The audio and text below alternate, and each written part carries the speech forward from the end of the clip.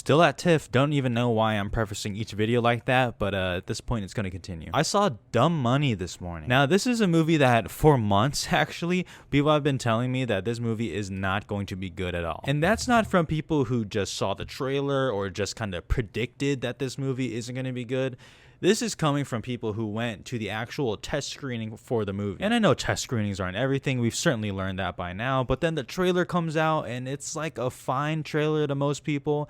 And people really jumped on the bandwagon of this movie is going to be an absolute flop. Well, I liked it. I had a very good time with Dumb Money. Now, could that be because the day before I saw one of the worst movies, an absolute fucking slog for me, and I just wanted something entertaining to make me laugh? Maybe. But as I've said before, and as I will continue to say, there is something special. There's a great art to a movie being exactly what you thought it was going to be. And to me, Dumb Money is extremely entertaining, has a lot of energy to it, good performances, a surprising amount of care to the real life situation and real people that involves in this, while also having some cringy moments and some messy and unfocused scenes. So to me, that's a thumbs up. You know, it's really funny reviewing this movie after talking about The Boy and the Heron and The Zone of Interest, because there's not much to talk about with this movie. Because truly, for me to like this movie, it had to be A, entertaining, B, fly by, not be too boring, and C, make me laugh a little bit just because of the fucking mood I was in. And it did all three of those things. Plus, a Kendrick Lamar needle drop? Okay, you got me. Craig Gillespie, you got me, okay? You win. As I mentioned earlier, it's just paced really well. I mean, the movie's not even long. It's like an hour, 45 minutes, but even still, it moves at such a brisk pace, which I will always shout out in my videos, you know? And it's a little weird because since this story happened only like a couple years ago and I was like actually following this story, it is kind of weird to see it up on the screen, especially with so many moving parts and people and organizations and corporations and the government. This movie is told in a very clear and concise way. It's really easy to follow. Is there some extra fluff on the sides with some other character storylines? Sure, maybe. I'm not going to argue with you. But how I feel with a lot of movies is how I feel with this. I am willing to forgive a lot of flaws if you just give me the necessities of what I want, especially with a movie like this that is trying to be a mixture of The Social Network and The Big Short plus some stupidity. Because to me, this was a very easy to like movie. Can I see why some people didn't like it? For sure.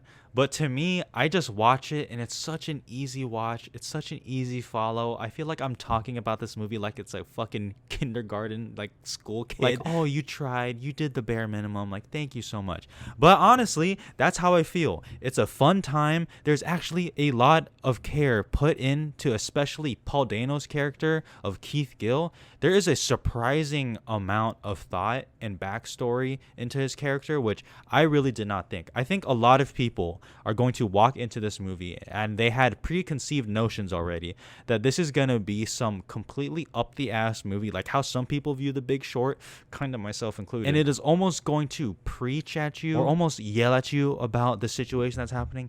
This movie is surprisingly not like that. This movie is told in a way that doesn't make the audience feel dumb. It's just kind of told kind of matter-of-factly, like, here it is, here's Pete Davidson to throw some jokes in, here's some random hip-hop music needle drops that don't exactly fit with the time period of 2021 pandemic, but still it's nice. Is it trying too hard to kind of have that kind of tone and energy to it?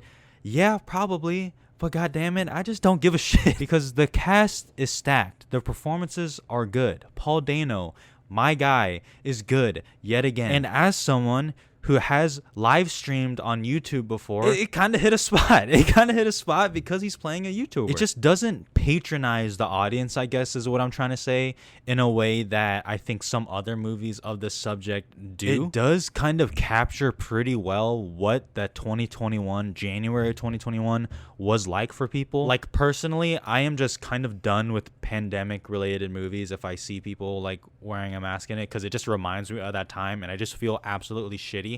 But in this scenario, with the tone and the humor, but mixed in with the absolute misery of that time period, I say that time period as if it was like the fucking 1970s. It was like 2 years ago. But because of all that, it oddly works. I don't know why I'm trying to find so many positives in this movie. This is not a great movie with a capital G by any means at all. It just, to me, it was completely satisfied the itch I need at this festival, considering the kind of movies I'm watching. As I mentioned, it is pretty messy sometimes. There is some absolute cringeworthy humor moments that I just don't understand why they're in here. Some of it does seem a little unfocused. I do think they could have stripped down some of the so many side characters and kind of focused more in on Paul Dano or whoever. And there are some great actors in here, but a lot of them are just almost throwaway, and I feel like it wasn't utilized enough, or at least with the character that was building.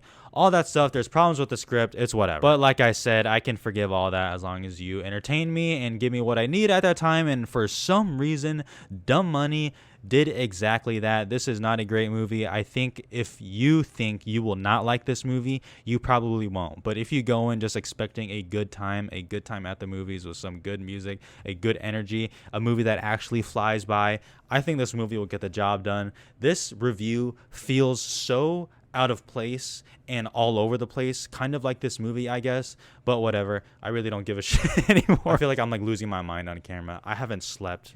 God, what time is it? I had a good time. Bottom line, Dumb Money, 3.5 stars. I apologize for this messy review. I'll see you on the next one though.